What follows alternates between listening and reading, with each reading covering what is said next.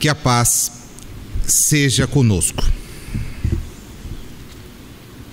O estudo de hoje nos encaminha para a primeira parte da chamada Lei de Destruição e que compreende as questões a partir das 728 de O Livro dos Espíritos.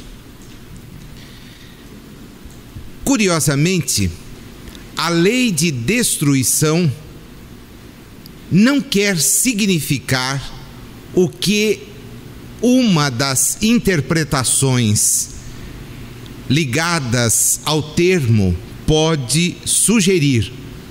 Quando nós pronunciamos, via de regra, a palavra destruição, imaginamos que aquilo se caracteriza pelo fim, pelo aniquilamento. E os espíritos são categóricos, seja na primeira edição do Livro dos Espíritos, seja nesta, a terceira, que serve de base aos nossos estudos, em afirmar que nós estamos diante de transformação e não de aniquilamento. Assim, todo o nosso estudo será norteado por esta ótica, a ótica da transformação. Tudo o que nasce morre para renascer. Na expressão de Lavoisier, nada se cria, nada se perde, tudo se transforma. É sob esta ótica, a ótica da transformação, que os espíritos, depois de haverem estudado e nos permitido conhecer a conservação, vem abordar, num conjunto extremamente rico de questões, temas ligados à destruição, que nesse primeiro momento, então, deve ser visto como transformação.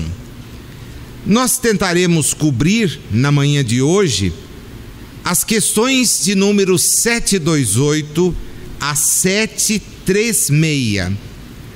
E é importante, para que os nossos trabalhos sejam norteados por uma visão bem adequada àquilo que os espíritos nos quiseram trazer, que recorramos na abertura a um texto publicado em agosto de 1984 por Hermínio Corrêa Miranda.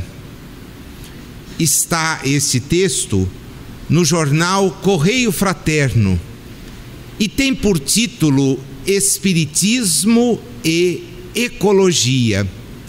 É bem verdade que há obras que versam sobre isto, uma delas do jornalista André Trigueiro, publicada pela Federação Espírita Brasileira, e que versa também sobre espiritismo e ecologia.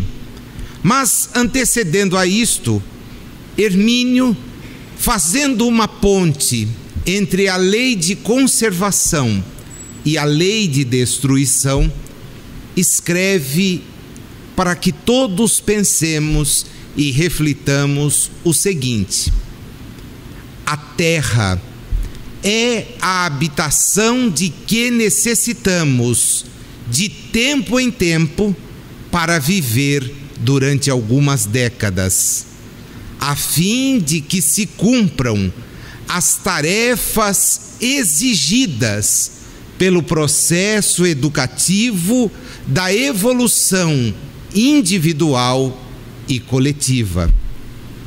É aqui que cometemos os nossos equívocos. Portanto, É aqui que temos de retificá-los e demonstrar que já aprendemos a lição e estamos aprovados no vestibular cósmico, mesmo que não precisássemos voltar, não estaríamos autorizados a demolir a casa que nos tem servido e que certamente há de servir a incontáveis gerações. Se vamos ainda precisar dela, e no meu caso específico isto é certo, cuidemos de não deixá-la reduzida à condição de tapera infecta e inabitável, porque será assim, ou em pior estado, que a encontraremos quando de nosso retorno à carne, em existência futura. Para aqueles que dizem que a doutrina espírita não fala de ecologia, até porque o termo ecologia data do século XX e o codificador esteve entre nós no século XIX, é importante perceber que nas leis de conservação e destruição, esta preocupação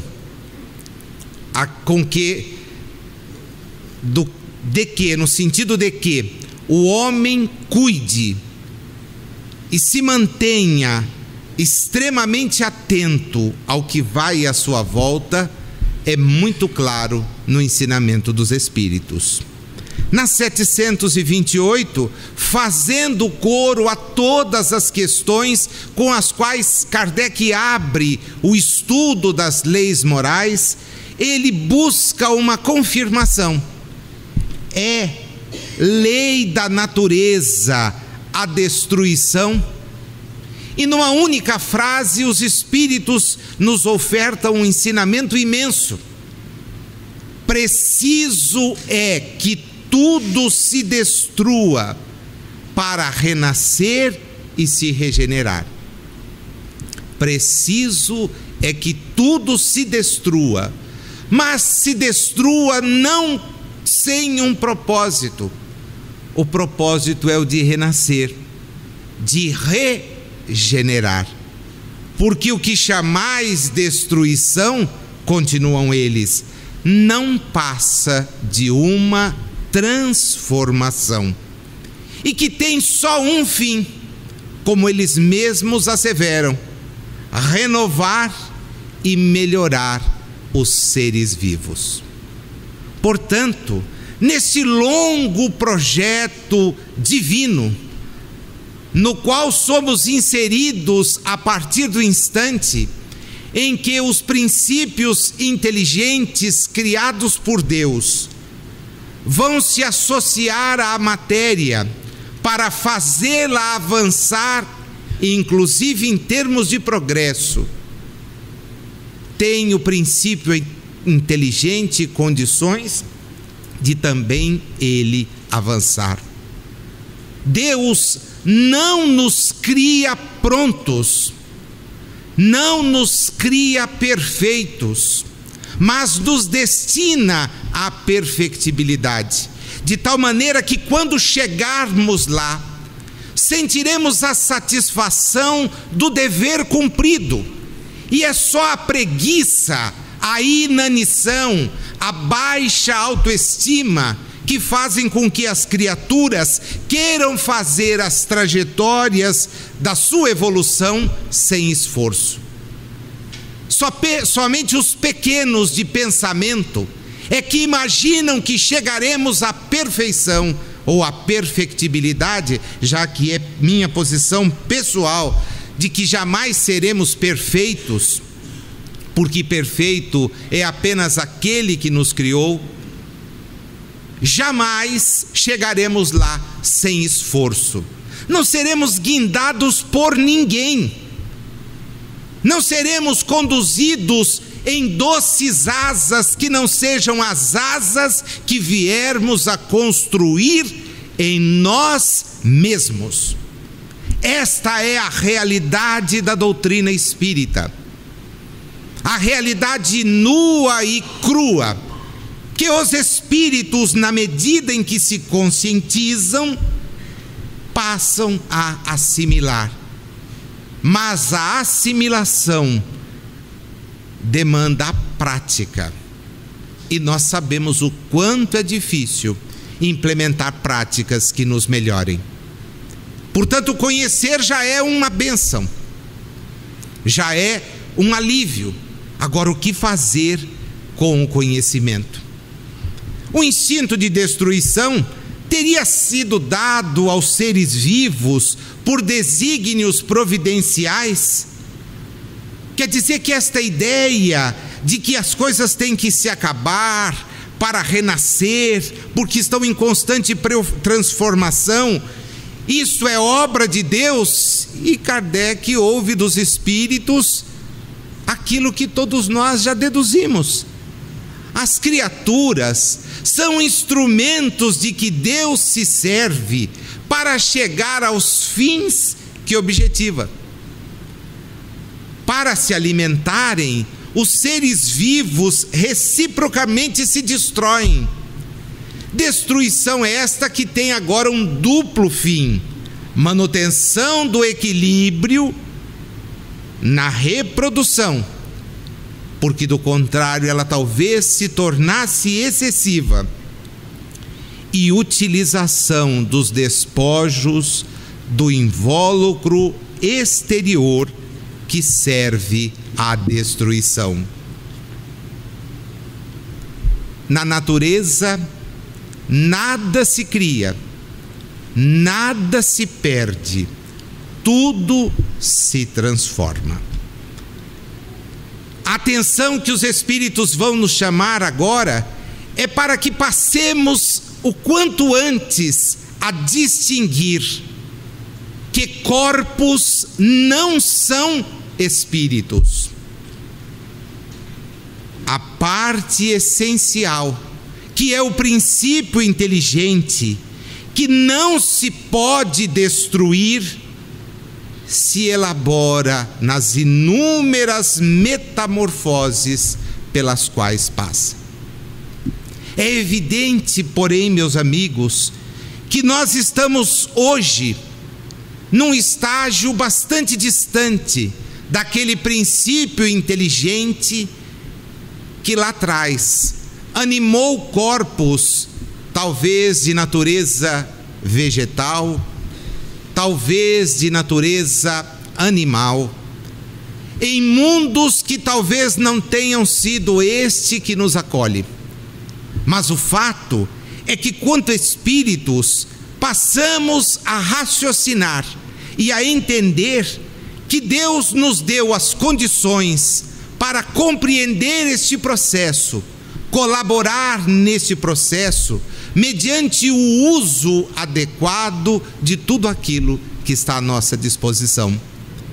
E censura, criticando, de certa forma submetendo a ajustes, como veremos, aqueles que abusam do que está à sua volta. O uso nas condições em que nos encontramos é absolutamente necessário.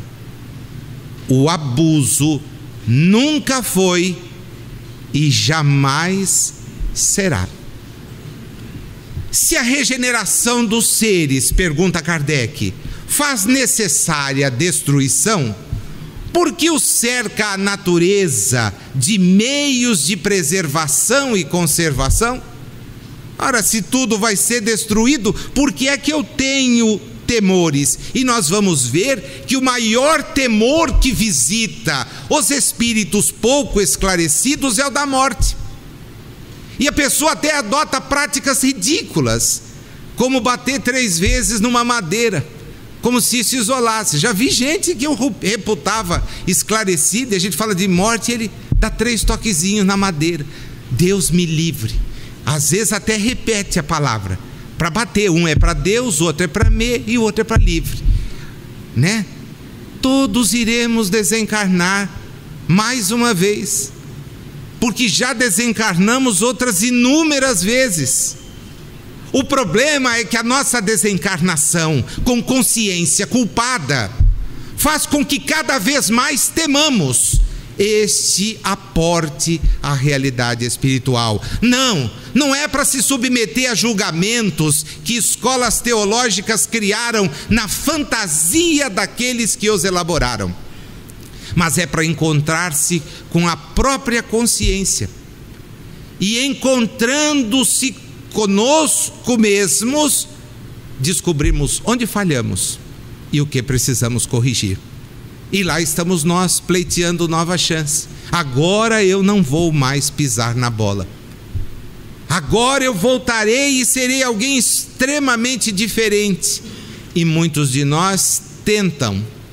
E apesar das tentativas diuturnas, é duro a gente reconhecer o quanto falha, o quanto ainda não consegue avançar o que precisa avançar, a fim de que a destruição não se dê antes do tempo. É que você precisa se preservar. Toda destruição antecipada obsta ao desenvolvimento do princípio inteligente. Por isso foi que Deus fez que cada ser experimentasse a necessidade de viver e de se reproduzir. Dá para entender agora por que é que, no contexto das leis morais, Kardec coloca a destruição depois da conservação, depois da reprodução, depois do trabalho, porque tinha evidente raciocínio lógico, compreensivo, para entender que nós estamos aqui, e os espíritos censuram isto, para que possamos avançar. Daí a razão pela qual o celibato é tão questionado pelos espíritos.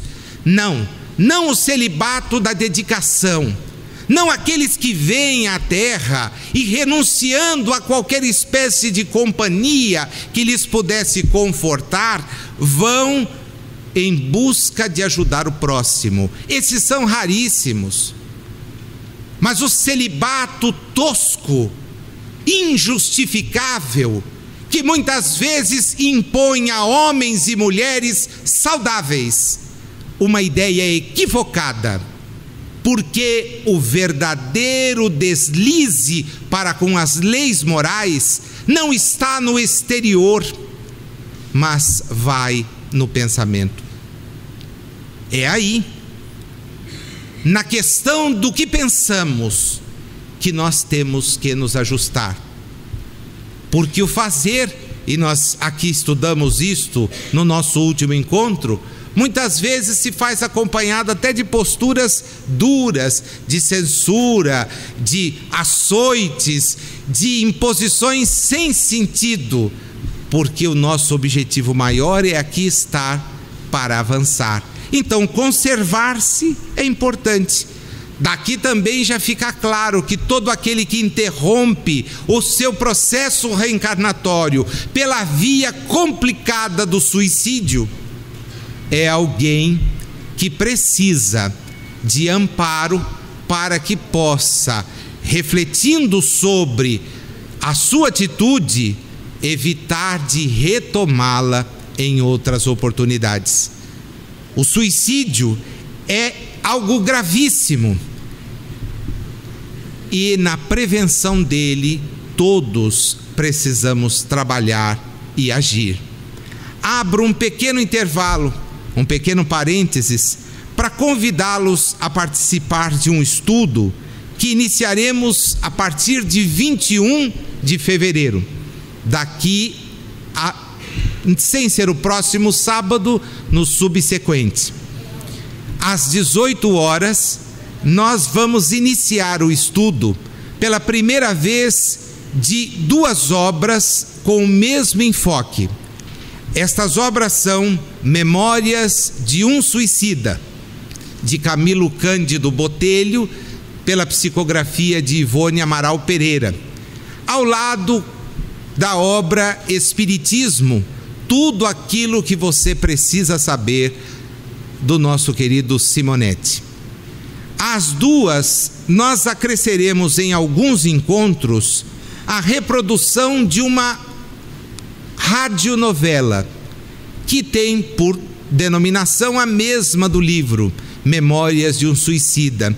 E isto porque nos pareceu, quando a ouvimos e por mais de uma vez, que certas cenas, talvez o livro não nos permita entrar ou perceber. E a sonorização foi tão bem feita que eu confesso para vocês, com toda a experiência, não fiquei livre dos arrepios. E era apenas uma transmissão por intermédio do rádio. Nós temos essa gravação, ela é disponível para comercialização, e nós vamos juntar as três coisas. As inscrições poderão ser feitas a partir de segunda-feira na secretaria. E nós temos, evidentemente, a limitação de espaço, né? Daí porque pediria aos interessados que fizessem mesmo a inscrição, tá bom? Fecha o comercial e retoma. Na 730, uma vez que a morte nos faz passar a uma vida melhor, essa é a conclusão de Kardec, né? Vou para uma vida melhor. Aliás, tem muita gente que diz, nossa, morreu e vai descansar. É um ledo engano, né? Nos livra dos males desta. Imagina, tem gente que acha que tem a melhor vida do mundo, daí porque deveria se preocupar. Sendo, pois, mais de desejar do que temer, por que tem o homem instintivamente tal horror que ela lhe é sempre motivo de apreensão? E aqui eu queria fazer uma estatística. Alguém tem medo de desencarnar aqui? Que beleza! Você que está me vendo pela internet, ninguém ergueu a mão. Não sei se é por vergonha, etc., mas ergueu o dedinho. Pode erguer então só o pé.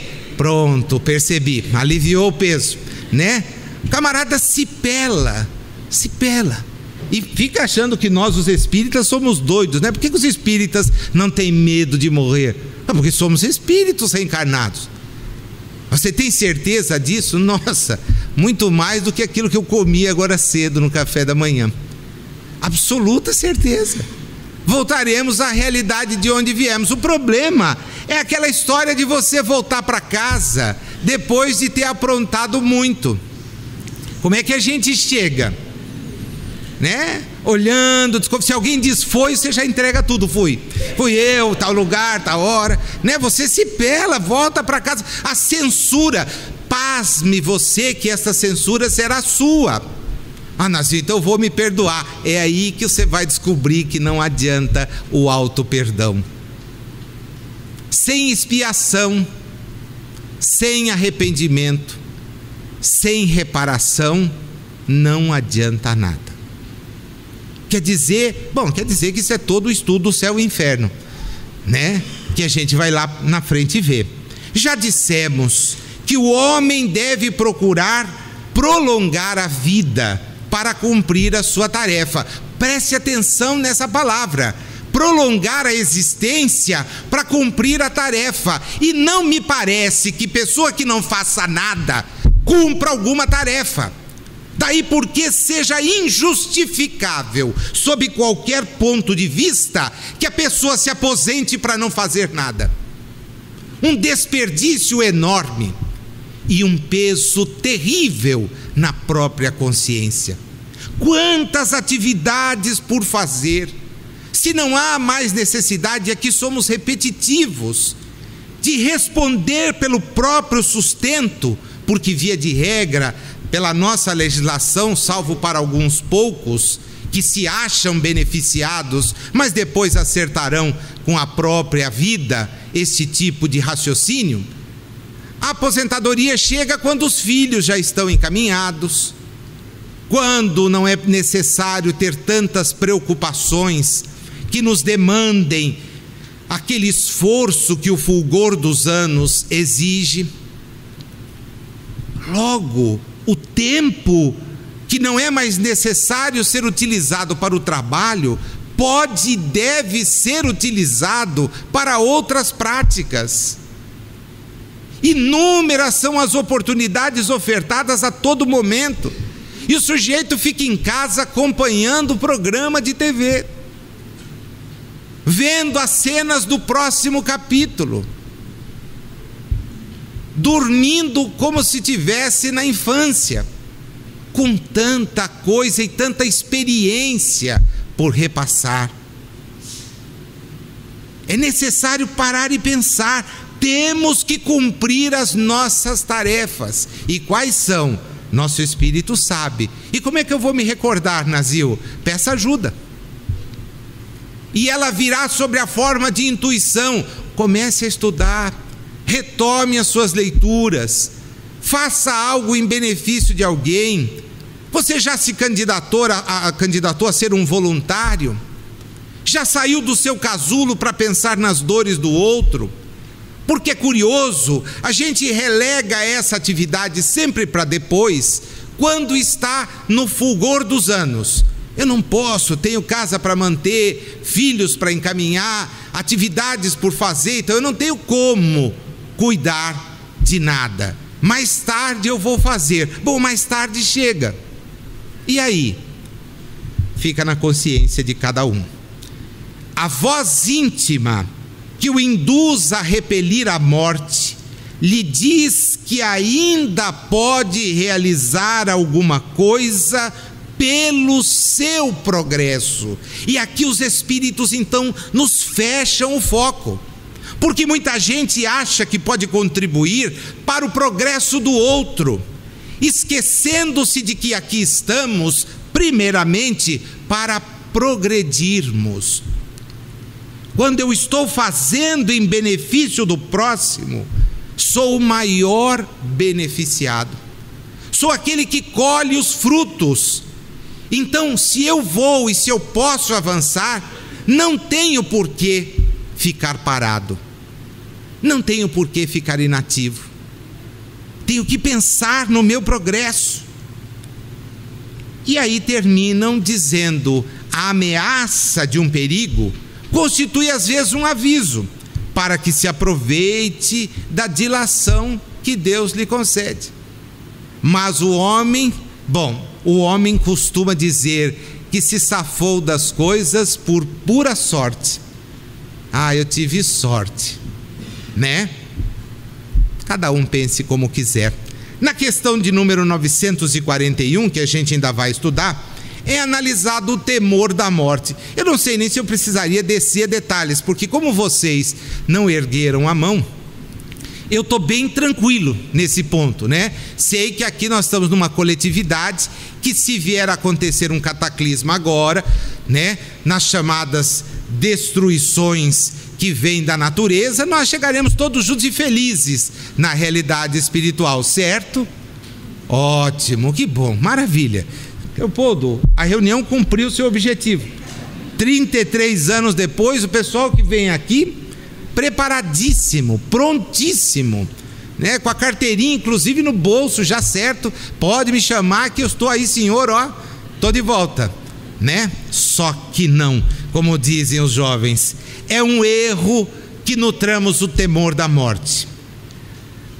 Mas como evitar isto? Se tem pais que logo na infância constroem da realidade espiritual um mecanismo de temor para os seus filhos. Não faz isso, que isso é pecado, Deus castiga, você vai parar no inferno. Tem pai que ainda fala isso, e o moleque olha para o pai e fala: que é inferno, pai? Né? Nós não estamos morando em Bauru, 40 graus, sem chuva, pai, é diferente disso? Não, você vai ver, seu corpo vai queimar dia e noite. Meu corpo vai queimar dia e noite? Vai para o inferno, né? Vai arder naquilo. Imagina, criancice, tolice. Por isso que os espíritos que voltam para as novas experiências e que sabem porque saíram daqui com o conhecimento mais difundido, dão risada. Sem um conhecimento que os leve à racionalidade, facilmente serão atraídos para o materialismo. E aí sofrerão demais, porque perderão a preciosa oportunidade de voltar à existência e trabalhar para o seu próprio progresso. Melhorando-se, imaginarão aquilo que às vezes é voz corrente: morreu, acabou. De que valeria racionalmente esta frase, morreu, acabou? Costumo dizer nos cursos, no sábado, que nós todos estaríamos perdendo um tempo enorme em tentando ser melhores, porque se acaba depois da existência, o negócio é gozá-la até o limite, porque vai acabar mesmo. Mas nós sabemos que não é assim. Há uma forte intuição em nós de que a realidade prossegue. Na 731, porque ao lado dos meios de conservação colocou a natureza os agentes de destruição? Kardec vai o tempo todo rodeando os espíritos. Tá legal, eu tenho que me conservar, então por que tem que destruir? E eles voltam de novo à mesma teclinha, para manter o equilíbrio. Para manter o equilíbrio. E há destruições, como eles nos ensinarão, que são providências tomadas a partir da realidade espiritual, tendentes a conduzir ao progresso. Kardec tem a chance de comentar um artigo na Revista Espírita de 1864, no mês de agosto, que discorria sobre a morte das populações indígenas na chegada dos exploradores espanhóis, quando da integração da América à vida ocidental. E na oportunidade ele ouve um espírito que, embora não se identifique, revela toda a sua capacidade de tratar o assunto sem chocar. E ele diz: os flagelos que são destruidores, assim como a guerra, induzem ao progresso, às vezes meramente material, outras vezes o progresso de natureza espiritual. E ao chocar-se diante de fenômenos como o terremoto de Lisboa, que pôs termo a um número muito grande de portugueses e pessoas que lá habitavam, ouve dos espíritos o seguinte: preste bem atenção, a morte destrói corpos, nós estamos cuidando de educar espíritos e não corpos. Será idêntica em todos os mundos a necessidade da destruição? E aí também a gente responderia, claro que não, né? Evidente que não. Quanto mais moral e fisicamente for depurado o mundo, muito mais diversa será a condição. Agora, voltando ao capítulo de número 3 do Evangelho segundo o Espiritismo, todos nós sabemos que naquela classificação didática apresentada por Kardec, o nosso mundo está na segunda faixa evolutiva. É um mundo de expiações e provas, que vem na sequência dos mundos primitivos. E temos conosco aqui criaturas que ainda adotam comportamentos primitivistas. Saíram das experiências no mundo primitivo e vêm para o mundo de expiação e se portam como se no mundo primitivo estivessem. Por quê?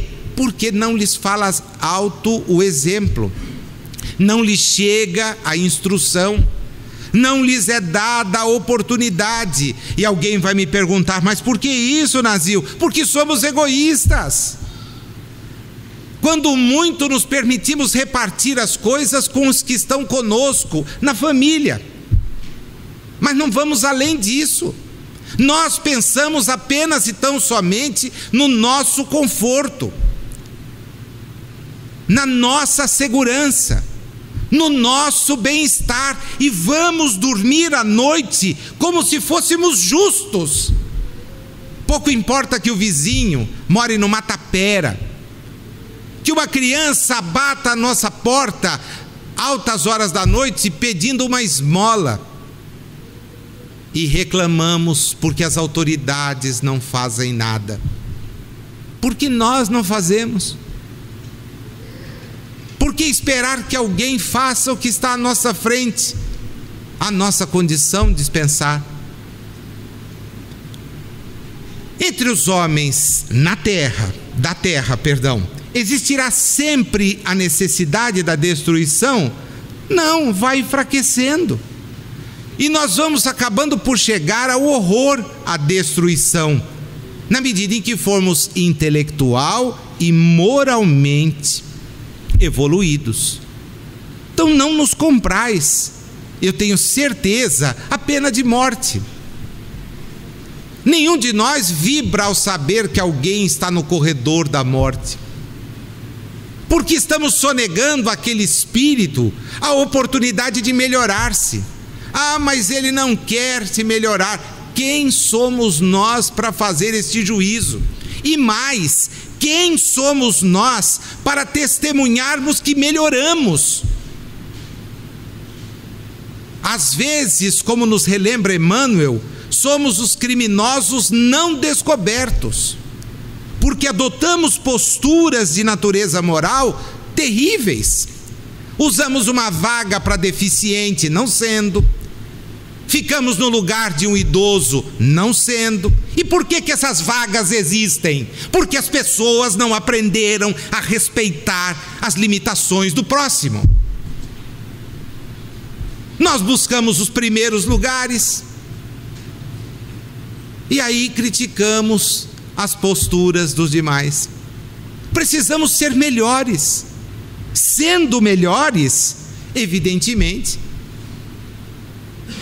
práticas absurdas.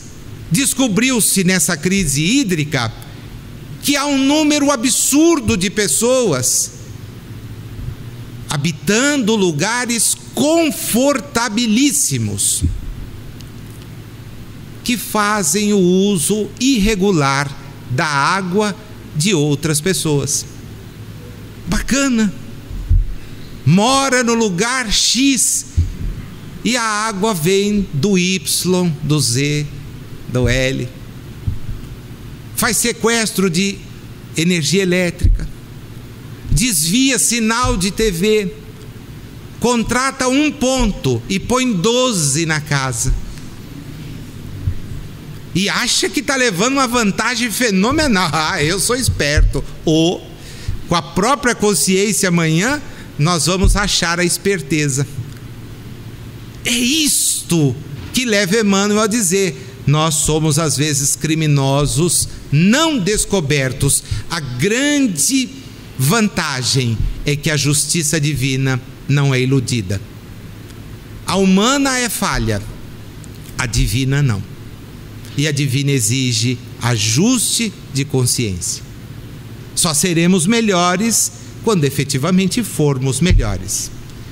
Em seu estado atual, tem o homem direito ilimitado de destruição sobre os animais? Vocês se lembram que nós falamos sobre isto? Aqui a velha questão, de usar para nossa subsistência a carne que nos vem dos animais. Olha, os espíritos pontuam a coisa da mesma maneira. O direito se acha regulado pela necessidade. Se você precisa prover a sua segurança, o seu sustento, durma em paz. Agora, se estiver abusando, acenda a luz amarela. A questão é do uso, então que se deve pensar da destruição quando ultrapassa os limites da necessidade da segurança. E aí ele toca numa questão que, por incrível que pareça, eu fiz uma pesquisa, né? Quando a gente prepara a exposição, sempre vai atuar. E fiz uma pesquisa simples, não recomendo que ninguém nem faça, mas entrei lá num certo site e perguntei, fiz a pergunta, né, sobre torneios de caça. Pasmem vocês, eles ainda existem e aos montes. Porque no século XIX, Kardec perguntava aos espíritos: a caça, quando não objetiva senão o prazer de destruir sem utilidade, é justificável? E os espíritos dizem: olha, é a predominância da bestialidade sobre a natureza espiritual. E pasmem, século XXI tem torneio de caça. Pode ter coisa mais absurda do que alguém ainda caçar os outros por divertimento? Submeter um animal à perseguição por outros animais e por homens, seja a pé, seja montado em animais, para puro diletantismo, sem nenhuma utilidade? Quer dizer, aonde chegaremos com as nossas estultices, com as nossas bestialidades? O sujeito tem a arma e sai com a arma para caçar. É uma coisa assim que assombra. Procura para você ver torneio de caça. E está lá, não pensa que é em país de quinto mundo. Porque às vezes o sujeito pensa: isso acontece lá no... Não. Dá uma olhadinha, dá uma olhadinha. Os animais, dizem-nos eles, só destroem para a satisfação de suas necessidades. O homem, dotado de livre-arbítrio, destrói sem necessidade. Terá que prestar contas do abuso da liberdade que lhe foi concedida, pois isso significa que cede aos maus instintos. Na 736, a nossa última questão, e ela vai merecer um pouquinho mais de considerações, porque ele ingressa num caminho assim: tem merecimento os povos que levam ao excesso o escrúpulo quanto à destruição dos animais? Eu não digo sempre para vocês que ele nunca se convence das respostas. O camarada dá uma resposta, ele arma o jogo, continua perguntando e depois ele volta. Sempre volta. Essa técnica do grande perguntador, né, do grande filósofo que foi Hippolyte Léon, Denisard Rivaio, que se escondeu no pseudônimo Allan Kardec, é reveladora da sua altíssima condição espiritual. Porque ele, embora recebesse os ensinamentos de entidades reverenciadas pelos nomes que apunham nas comunicações, ele sempre insistia em aprofundar aqueles ensinamentos. E aqui ele volta então: puxa, mas tem gente que diz: olha, nós aqui não comemos carne, não nos alimentamos disso e daquilo, então nós somos mais evoluídos. Esse excesso de escrúpulo, embora apresente um sentimento louvável em si mesmo, é neutralizado por abusos de outras espécies. O que vai por esses povos e o que vai às vezes em muitas pessoas é um temor supersticioso, longe de ser uma verdadeira bondade. E a gente pode retomar aqui, exatamente em razão da questão, o ponto-chave. Eu não como nenhuma espécie de produto animal. Beleza. Mas trata o seu servidor como se um animal fosse? caridoso com aqueles que te acompanham. Tenha a melhoria do seu pensamento por olhar as deficiências do próximo como algo que demanda correção, inclusive em nós mesmos. Porque não adianta nada nós voltarmos aos preceitos antigos que ficavam valorizando o que nós ingerimos. A pessoa que se cobre de luto, se cobre de cinzas, mas tem o pensamento impuro, voltado a prejudicar aqueles que o cercam. A hipocrisia, tão censurada por Jesus, em inúmeras oportunidades, quando no texto que os evangelistas nos legaram, punha em confronto as práticas do seu tempo.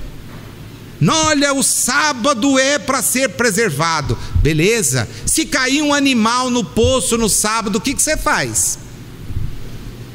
Aí eu corro tirar. Pois bem, se você vai lá e tira o animal do poço, por que você não vai fazer o bem para alguém? Porque ele foi questionado na medida em que mandou alguém numa maca que se levantasse. Levanta, você está curado. E aí, os puritanos da época, como isso pode acontecer? Os mesmos puritanos que estão reencarnados até hoje, que ficam imaginando data-chave. Olha, hoje a gente não pode comer tal coisa, viu? Por quê? Por isso que você não é espírita, cara. Sou. Então, mas sabe como é que é? E se não for? Né? E se de repente eu precisar estar em sintonia com outras forças? O sujeito balança mais do que bambu no vento, sabe? Vai de acordo com a onda, não tem firmeza, não tem estudo. Sem estudo ninguém adquire firmeza para nada. Sem conhecimento, sem reflexão.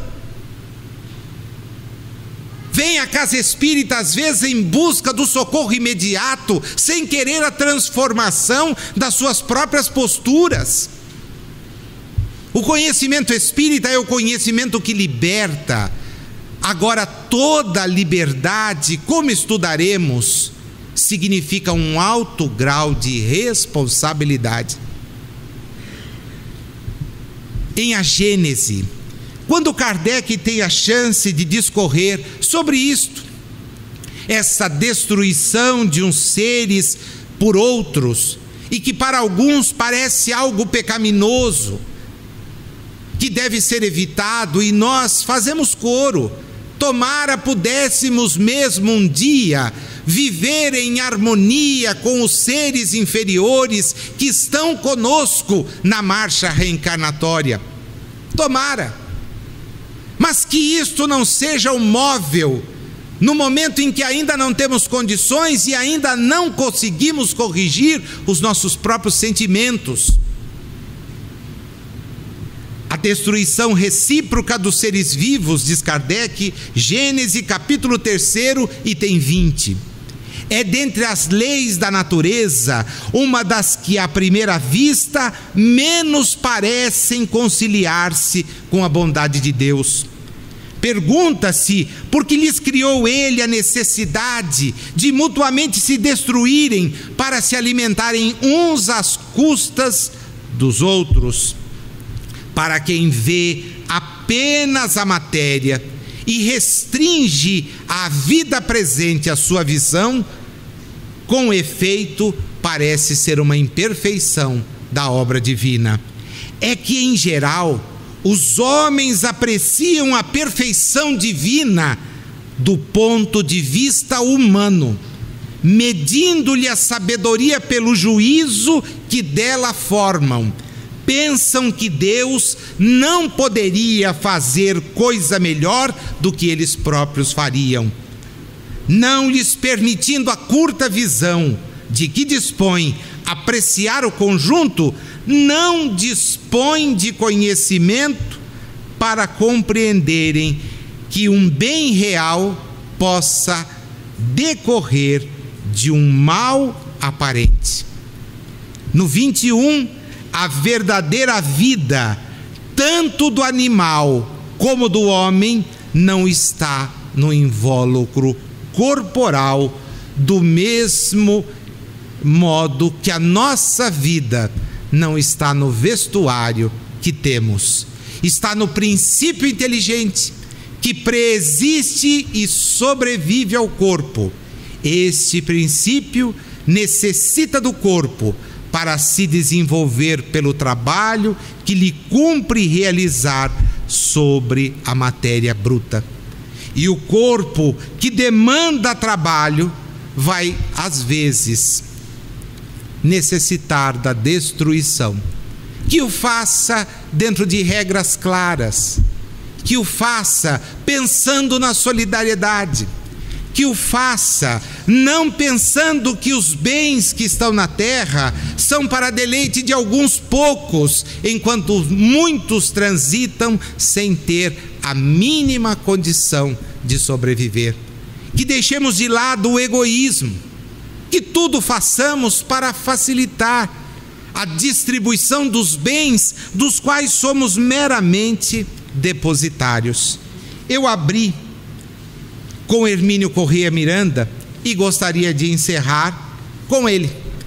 Ele nos dizia naquele artigo Espiritismo e Ecologia que a terra é a habitação de que necessitamos. Ele então termina com uma advertência que eu acho vale a pena a gente ouça para refletir.